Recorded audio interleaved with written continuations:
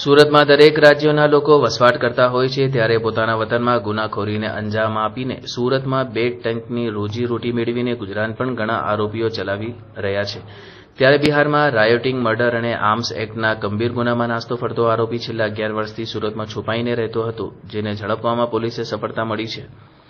સુરતની પુણા પોલીસે બાતમીના આધારે 11 વર્ષથી નાસ્તા ફરતા બિહાર રાજ્યનો કુખ્યાત આરોપીને ઝડપી પાડ્યો છે.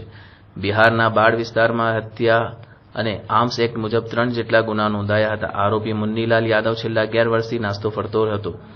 આરોપી સામે હત્યાની કોશિશ અને આર્મ્સ એક્ટ મુજબ ગુના નોંધાયા છે. પુણા પોલીસે આરોપીને ધરપકડ કરી વધુ તપાસ હાથ ધરી છે.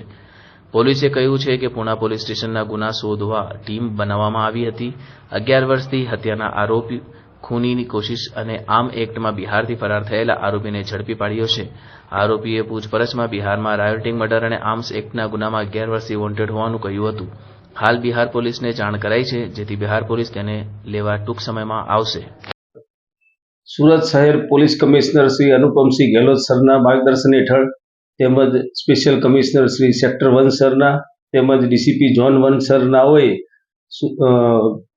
પુણા પોલીસ સ્ટેશન વિસ્તારમાં બનેલ ગુનાઓ શોધી કાઢવા અને વોન્ટેડ આરોપીઓ પકડવા માટે સૂચના કરેલ હોય પુણા પોલીસે 11 વર્ષથી બિહાર રાજ્યના પટણા જિલ્લાના બાડ પોલીસ સ્ટેશનમાં ગેરકાયદેસર મંડળી રચી ખૂન કરવાનો તેમજ ગેરકાયદેસર મંડળી રચી ખૂનની કોશિશ કરવાનો તેમજ આર્મ્સ એક્ટનો એમ 3 ગંભીર પ્રકારના ગુનામાં 11 વર્ષથી વોન્ટેડ આરોપી જે પોતે બિહાર છોડી અને સુરત શહેરમાં છુપાયો હોવાની પુણા પોલીસ સ્ટેશનના ઇન્સ્પેક્ટરશ્રીને તથા સર્વેલન્સ ટીમને બાતમી હકીકત મળતા તેને પકડી પાડેલ છે અને આરોપીઓને પૂછપરછ કરતા તે બિહારના પટણા જિલ્લાના બાડ પોલીસ સ્ટેશનમાં rioting with murder with arms act તેમજ rioting with attempt to murder with arms act અને એક આર્મ્સ એક્ટ એમ 3 પ્રકારના ગુનામાં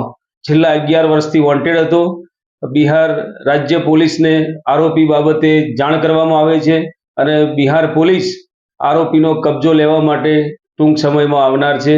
આમ પુણા પોલીસ સ્ટેશનને માનનીય પોલીસ કમિશનરશ્રીના માર્ગદર્શન હેઠળ 11 વર્ષથી નાસ્તા ફરતા આરોપીને પકડવામાં સફળતા સાંપડેલ છે.